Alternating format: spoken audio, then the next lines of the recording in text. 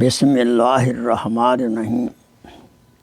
حضرت ابو ہریرہ رضی اللہ تعالی عنہ سے مروی ہے کہ رسول اللہ صلی اللہ علیہ وسلم نے فرمایا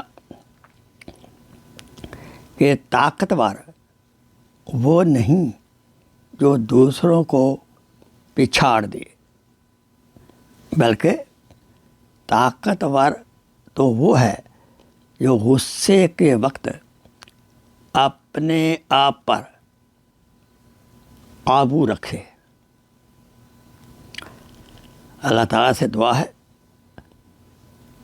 کہ اول تو غصے کا سامنا ہی نہ ہو، اگر غصہ آئے اللہ تعالیٰ ہمیں صبر کی توفیق عطا فرمائے اور دوسرے کو معاف کرنے کی توفیق عطا فرمائے۔